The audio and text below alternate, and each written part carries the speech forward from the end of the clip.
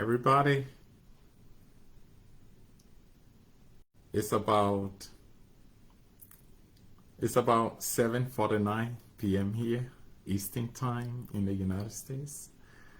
I know it's very late in Liberia at this time, but I know many Liberians are up and will be able to watch this podcast. My name is Josiah Joekai Jr. I live currently in the United States. Many of you are aware of that. And I just wanted to take this time tonight to share my perspective on the preparation so far for the highly anticipated October 10, 2023 legislative and presidential elections. So I would like for you to please share the video, share as much as possible. So we'll take a few minutes for you to do that, maybe 1 or 2 minutes for you to do that, to share the video so that we can start the conversation tonight. I'm going to be talking about the danger that lurks in the lead up to the elections. So it's very important for you to share the video so more people can watch the podcast, because I want every Liberian to understand that things are not as rosy as they may seem to be as we prepare for the elections. So I would like for you to please share this video. Let's take the next 1 minute or 2 to do that. And once I share with you, I like for you to share in your networks, share with friends, with family members, because what we're going to be talking about tonight is very important. It's critical.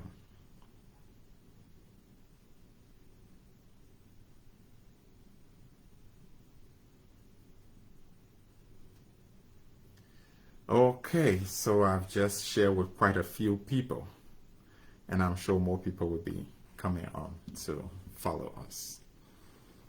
To begin with,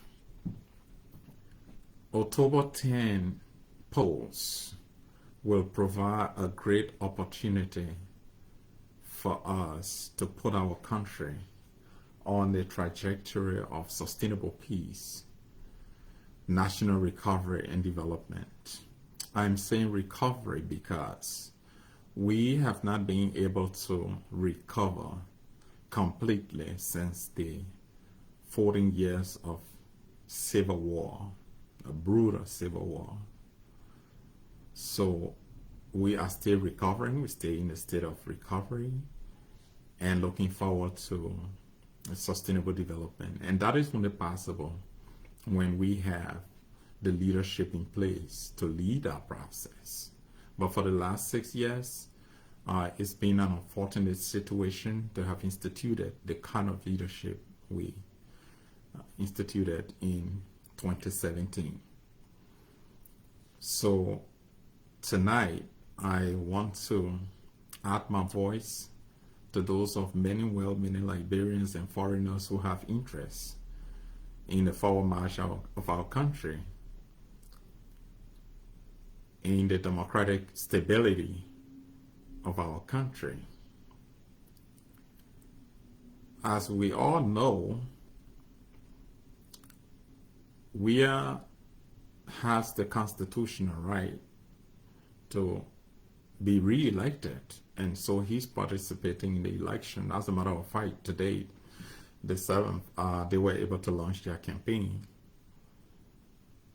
So it tells you that is going all out. He's not taking any chances as an unpopular incumbent. And you know that's dangerous, because he will go any length to ensure that he is re-elected. So the fight is that does not have any governance and economic merit to run on.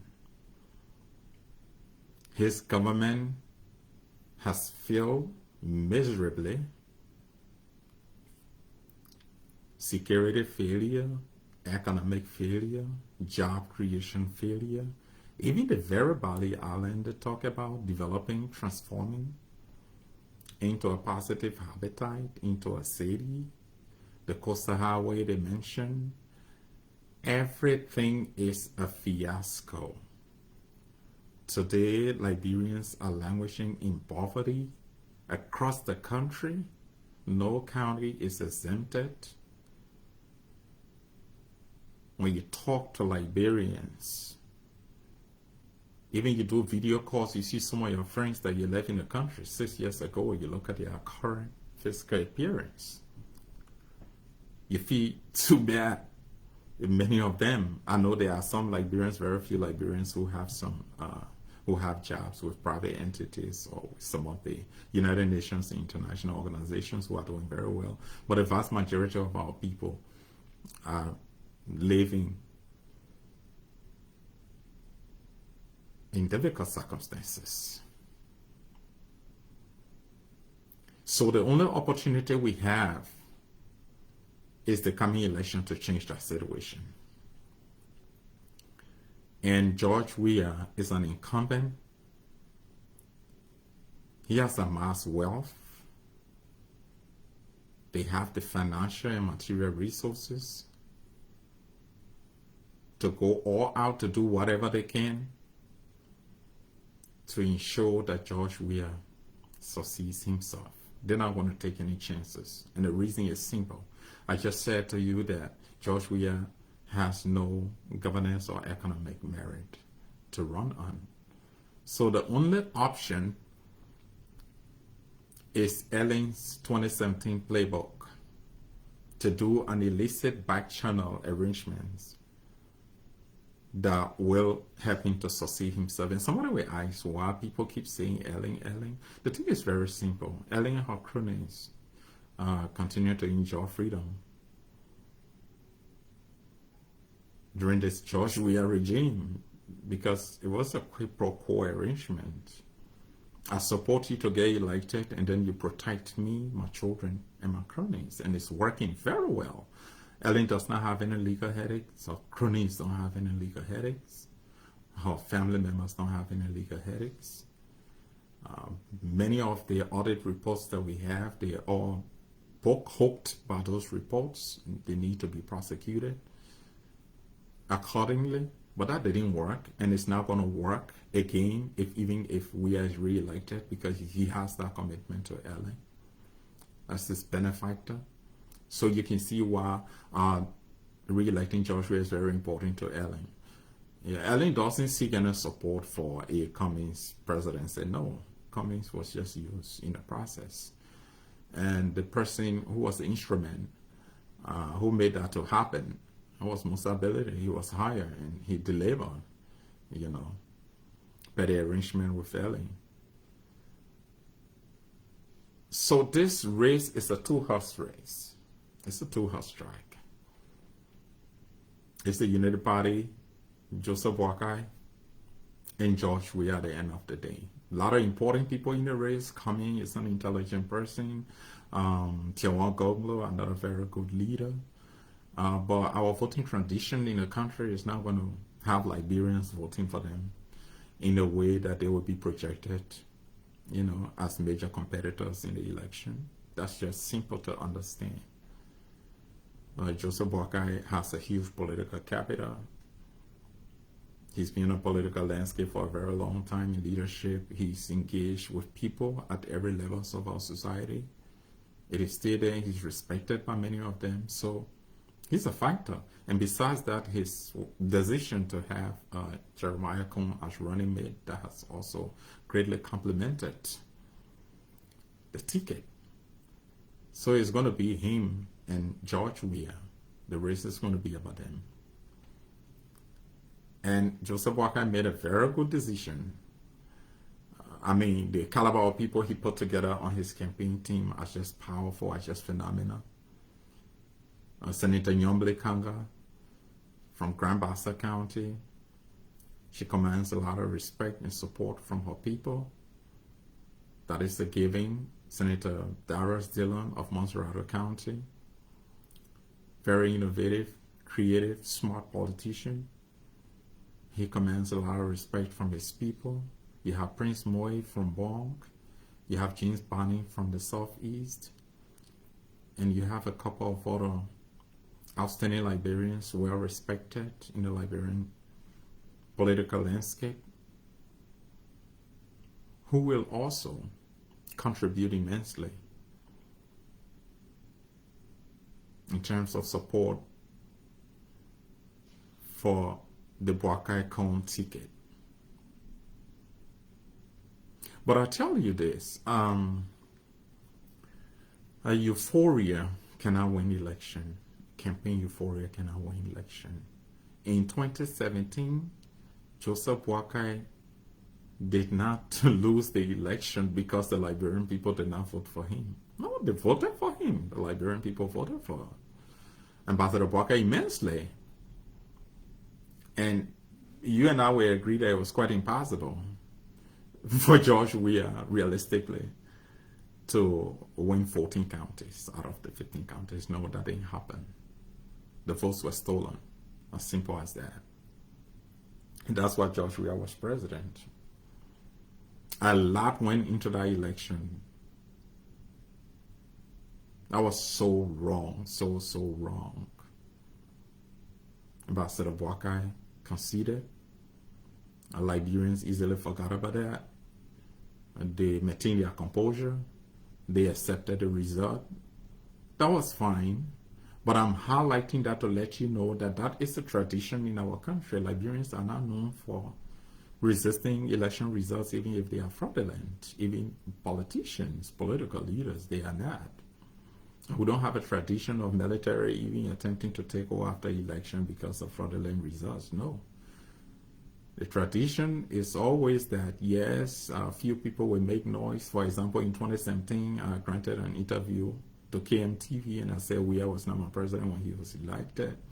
And I mean, it's like the whole walking down crashing on me, but that was the fight.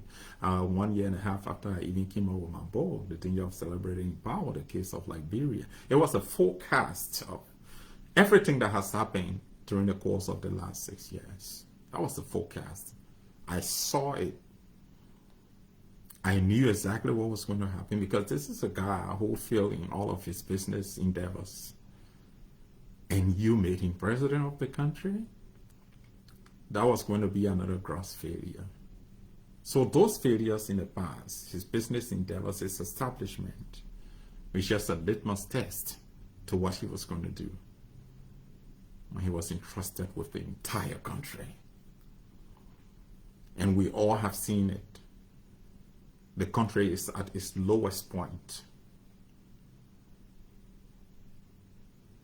And these elections are going to define us again. Worst case scenario, George Weah gets re-elected, is 6 years of just shutting down the country because they already ran the country into the ground. So one, this election, diplomacy will not pull it off. Has CDC being the one at this time in opposition, they were going to shut down the country because they were going to demand a lot. One, they were going to demand the resignation of a number of commissioners at the Elections Commission. They were going to demand that be a condition for their participation in the elections. And trust me, regional organizations, international organizations, including the very U.S. Embassy missions, are going to descend on the Elections Commission, asking some of those very people to resign. Because as I speak to you, there seemed to be highly a quick pro quo kind of arrangement between George Weah and the Elections Commission. The Election Commission chair was accused of criminal act. And in fact, my understanding is that she was found guilty by the LACC. There's another commissioner also who just lacked credibility in all compartments.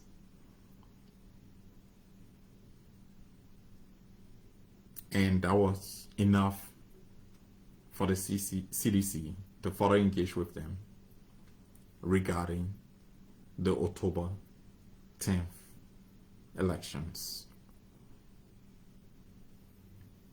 So you see, the Elections Commission is set up very effectively to hand CDC away.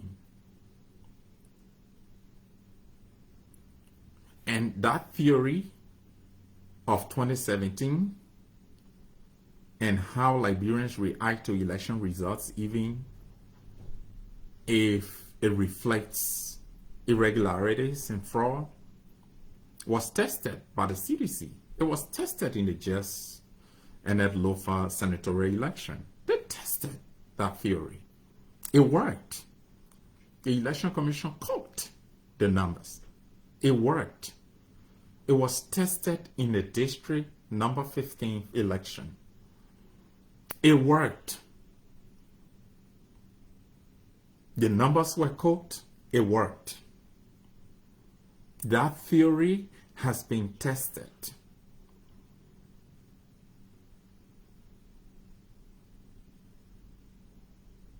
And trust me, the CDC is convinced, is enabled by that theory. Liberians will not go back to war. Nobody is going to encourage that. The CDC is confident about that. The international community will never allow us to slip into violence again. CDC is aware of that. The only thing countries will do, organizations will do, is to threaten the current regime with sanctions. They are immune to that. That has happened. It's nothing. It's nothing. It's just going to be a few days of noise. It's absolutely nothing.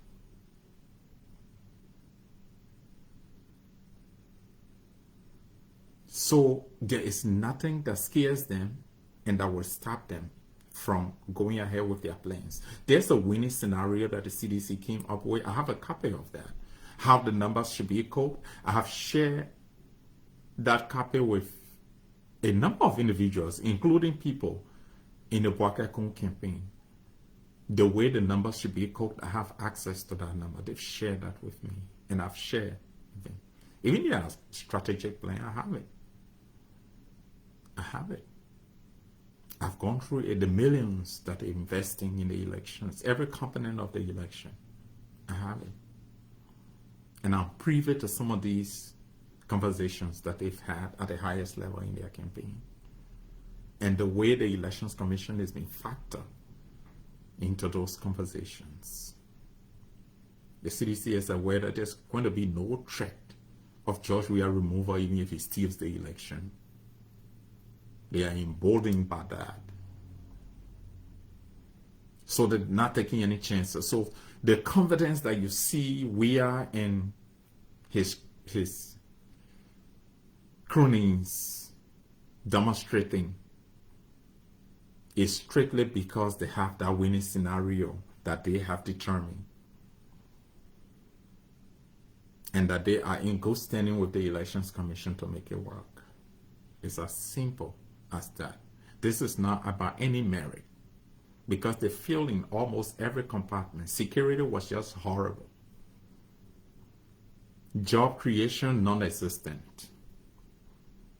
Healthcare deplorable.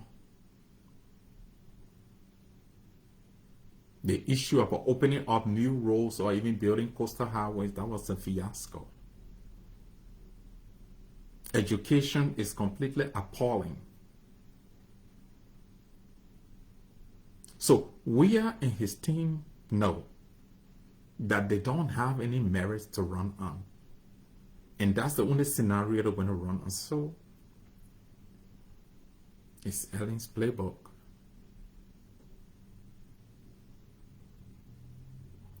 But what astounds me is the fact that the opposition doesn't even care. They are not even demonstrating any concern about the technical aspect of the election.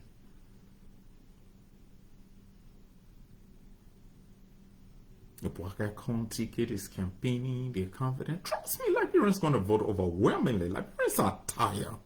And it's unfortunate that they will always be the victim. They're going to vote the Boakai-Koung ticket overwhelmingly. They're going to vote for, some of them will vote for Cummings, some will vote for Gonglo. Yeah. The Boakai-Koung ticket votes, no, will not be counted as cast. The Boakai-Koung ticket will not be counted as cast. We are focused right now, it's not on Cummings, it's not on Gonglo. I'm not talking down on those tickets, no. I know those are outstanding Liberians, great leaders, but it's just the unfortunate political structure that we have in our country, tradition in our country, that don't make them major competitors. So this is going to be about the Boakai-Koung ticket facing George Weah. And that's why George Weah is concerned about that ticket. That's George Weah focused on that ticket. And that's why George Weah created more political parties, smaller political parties, to collect the votes. And if there's a possibility of runoff, they take the votes back to him. It's just a part of it. That's just a part of it, part of the grand scheme.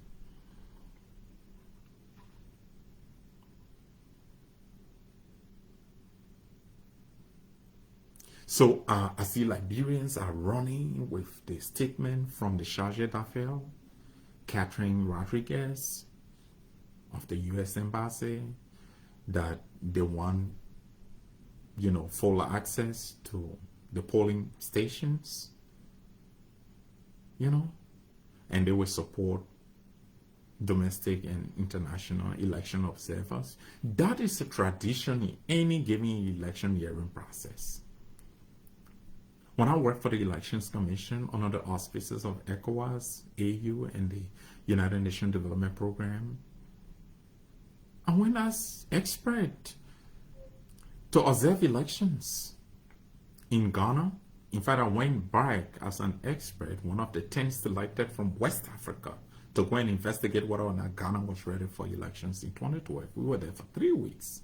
We talked to all stakeholders, from the president to anybody you can think about that has something to do with Ghana's, growth and development. We talked to them. We compiled our report and submitted that led to the ECOWAS intervention in 2012 to prevent the Ghanaian democracy from breaking. I know how it works. Nothing changes. You go with your mission, and you have to ensure that you guard against violating the policy of that country, the laws of that country. You have to be covered by the elections laws and guidelines of that country. You can only support, you can only provide guardians, but you cannot be directly involved.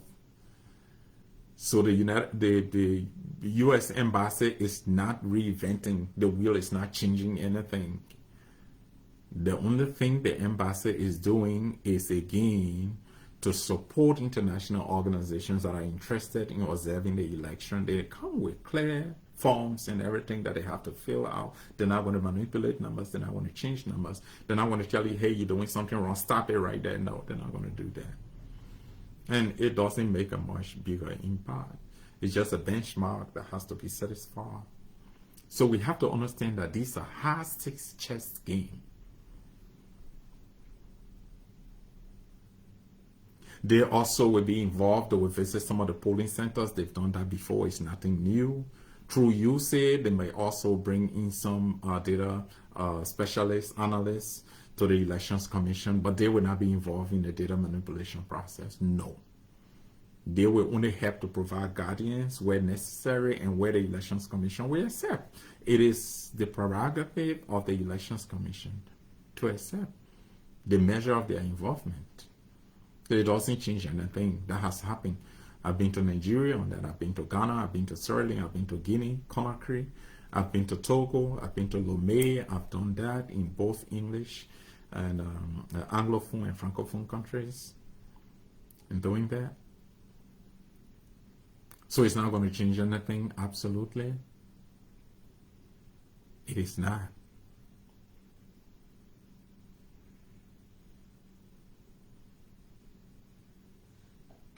So the idea that, hey, the United States Embassy has come up with a strong statement, I think it's a statement, it's a usual kind of statement that they come up with at this time in the lead up to the election process. It's not going to change anything. So what's the point am I making? The point I'm making is that the opposition needs to be vigilant than ever before. Now, let me tell you something. I wrote an article just about 2 days ago. It was published by the Daily Observer in the New Republic. And I posted on Facebook. I'm not sure many people have read because we don't have a culture of reading in our country, unfortunately. Unfortunately. To win any election, a political party or candidate has to ensure that the campaign side is satisfied and the technical side is satisfied. You have to make sure that you go to bed sleeping soundly because you are satisfied with how the election commission is preparing for the elections and the way it will conduct the polls. You have to be satisfied with the response you are receiving, the feedback you are receiving from voters and citizens as a whole. You have to get those two satisfactions, but you cannot go to bed with one satisfaction just from the euphoria from the election side and then go and sleep soundly and be sure that you will go on election day, cast your vote, the people will vote for you, and your votes will be counted and you'll be declared president. You are confident that it's going to work. No, it's not going to work. Nothing much is being done. Afari John, the former chair of the Ghanaian Electoral Commission, just wrote an article. Coincidentally, he wrote an article just the last 2 days too, and we didn't communicate by any means. Just those things that are outlined that needs to be done urgently to ensure that the votes are protected at the polling centers. Afarijan stated the same thing in his article, and I'm quoting him verbatim. He said, election results are manipulated in the polling places, not the National Tally Center. I just wrote an article 2 days ago, and he wrote this article 2 days ago too. Afarijan, the revered election expert in Africa, well known globally, he just wrote that. And it's true. It is in the polling centers, because at the National Tally Center, who cares to manipulate numbers over there? No. I mean, all eyes are there. Everybody is there watching. I said the deal is done in the polling center, and it comes to that level. So there are different levels. How engaged are the political parties with the Elections Commission? How? What happened to the political actions that some of us proposed to ensure that people who are to be out of the commission resign and get out of the commission? That's why I have so much regards for the Stoic philosophy. It says that what stands in the way becomes the way. Anything that is an obstacle is your way. Because you remove the obstacle, you succeed. What stands in the way right now is the Elections Commission, certain elements in the Elections Commission. You don't remove them, you're in trouble. Then you may as well forget about winning the election. Because there's no fear that's going to prevent them from doing what they're going to do. I've already laid out the scenarios to you. I've already told you exactly what's going to happen.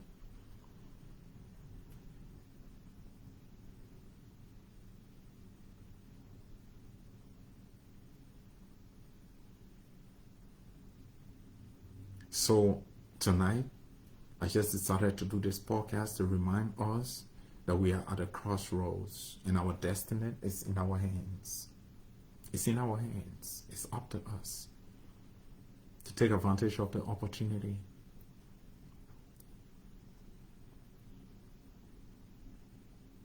To make sure that this doesn't slip by. We have to account to our children tomorrow. We have to account to ourselves tomorrow.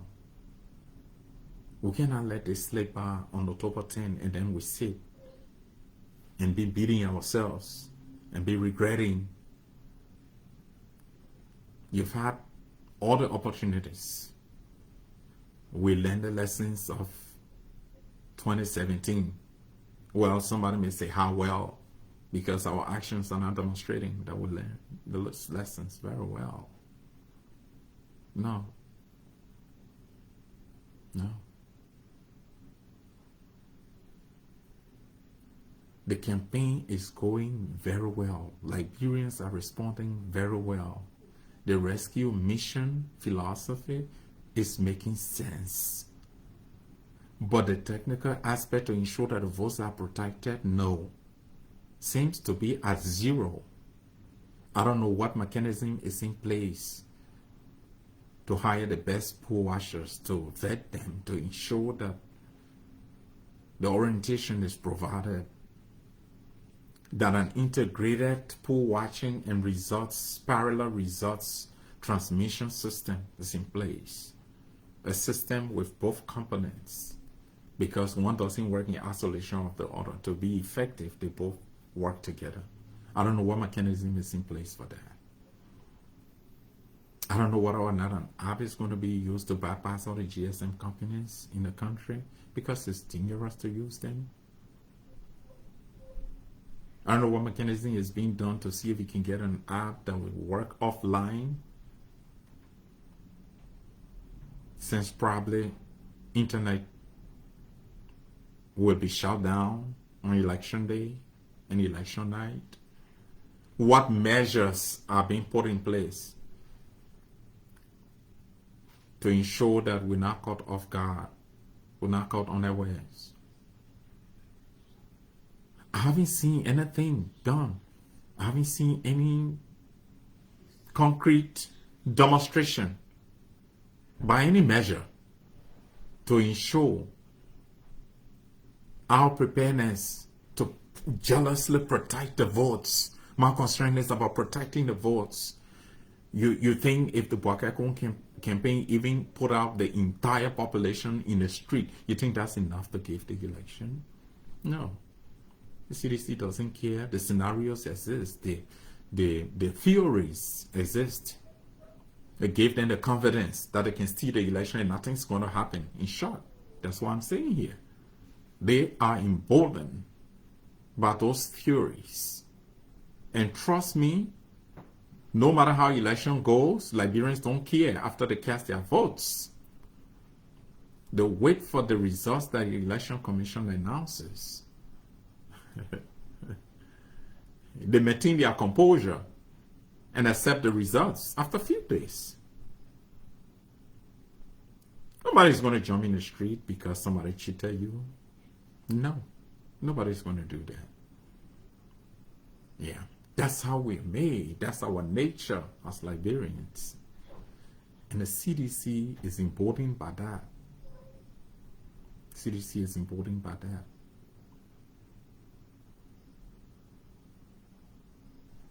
If we have not taken any measures to ensure that the votes are jealously protected, people have to calm down. In fact, a focus of the campaign right now should be on what they can do from county to county to ensure that people volunteer en masse to protect the votes, coordinate them, create a structure.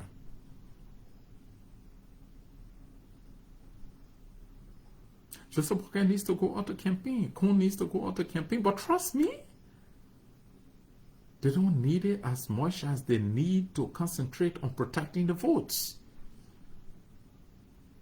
Because it was not a lack of campaigning that made Josiah Boakai to lose the election in 2017. No, Liberians voted for him overwhelmingly. They did. They did. But the votes were stolen. And now the CDC has tested, back then CDC did not even test power. It was Ellen's playbook. Now a combination with the CDC wealth. You think they're going to take any chances? No fear.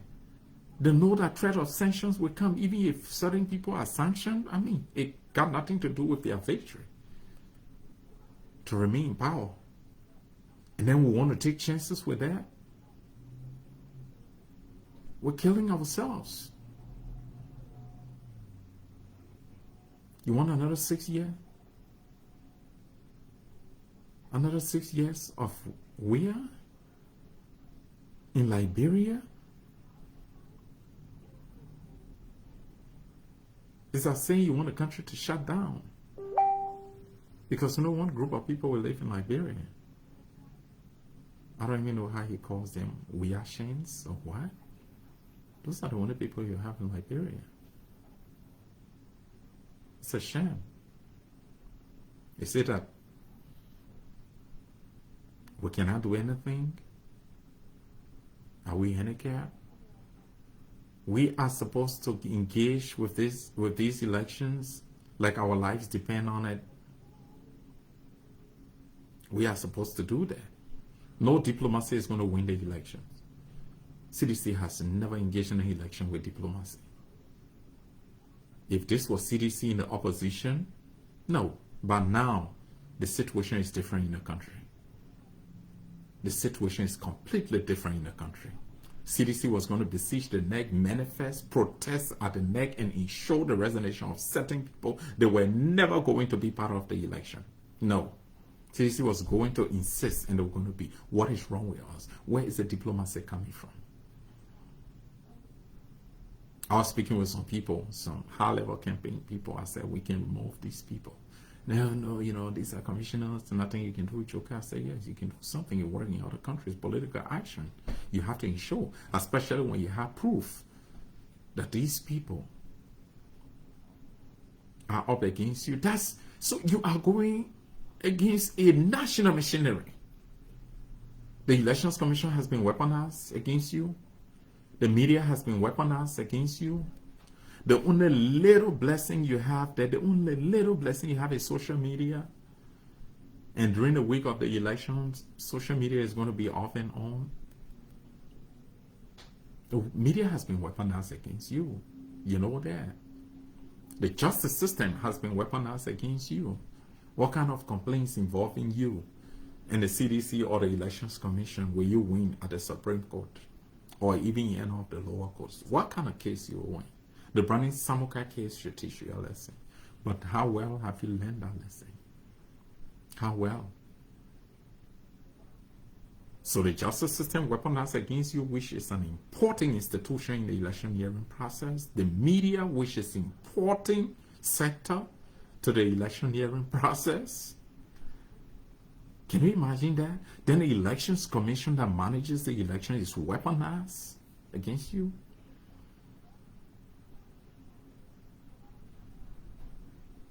And still it's nothing to you. You think it's normal. You want to have a free, fair election. The playing field is going to be level.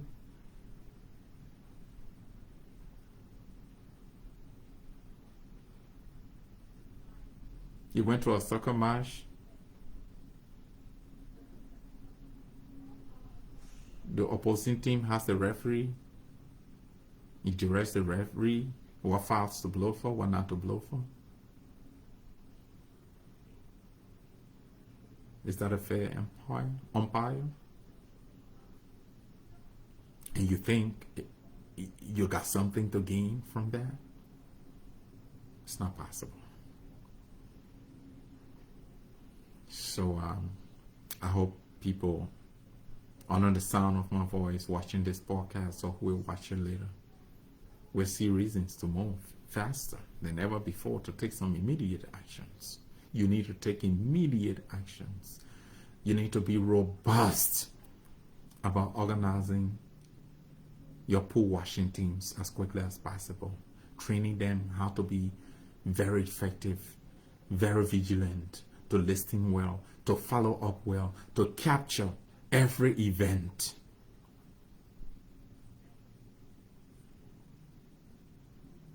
In every way.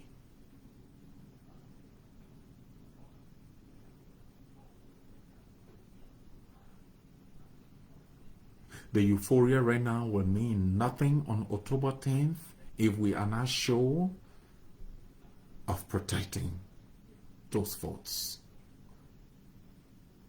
There's no question as to whether or not Liberians are going to vote en masse, to vote massively. Liberians are going to do it massively.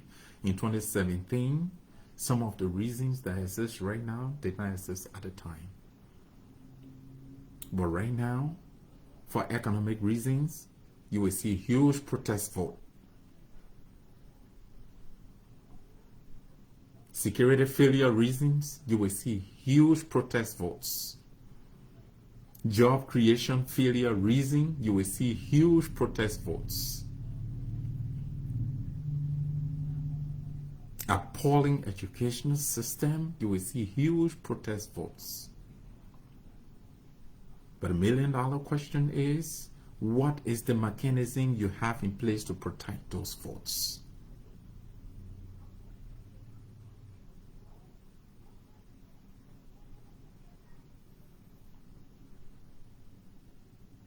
This is not a posturing venture by me. This is real. This is real. I'm speaking to you from experience. I'm speaking to you from what I've seen across Africa during my 5 years of electioneering. I'm sharing with you what I've seen in Guinea-Conakry that led to electoral violence. People die. I did election, I did post-election engagement with stakeholders just to stop the violence in Guinea-Conakry. I did pre-election support to the Elections Commission in Sierra Leone. I was there during the election leading the Mana River Union Election Observation Mission in 2012. I was there. I even presented the report, the findings of the mission officially in Sierra Leone. In Ghana in 2012, I was there as an expert selected by ECOWAS, 10 persons from the region to investigate whether or not Ghana was ready for election. At that time, Afari John, the revered election specialist, election expert, was chair of the Ghana Electoral Commission. We investigated, we compiled our reports and submitted to ECOWAS. ECOWAS intervened immediately. It was robust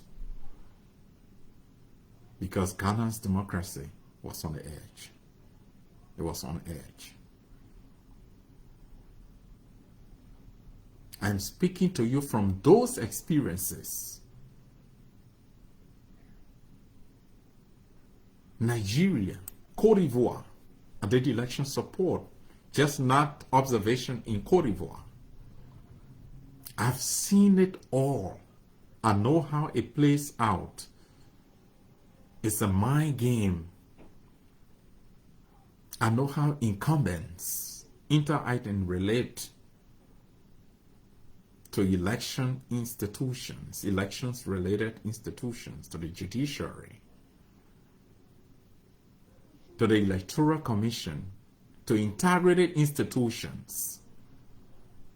I know how opposition, political parties, and candidates conceive, perceive, and interact with electoral commissions.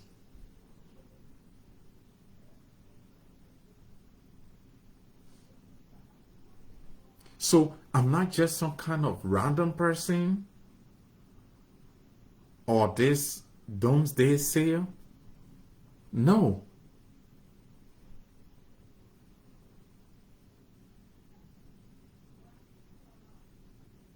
I'm making this national call from genuine, realistic, practical experience.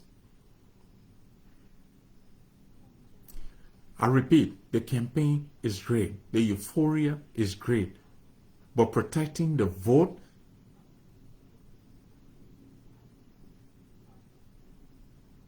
I will give 2 out of 10. 2 out of 10.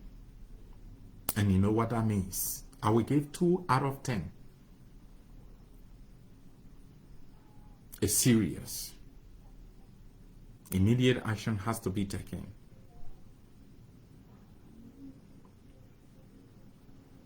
So thank you very much for sticking and staying with me. Like I said, I just wanted to, air my opinion in terms of what I feel about preparations in the lead up to the October 10th, 2023 legislative and presidential elections in Liberia, and what the opposition needs to do as quickly as possible, especially the Boakai-Koung campaign, which I know is the major competitor to the CDC. Thank you for watching. Good night.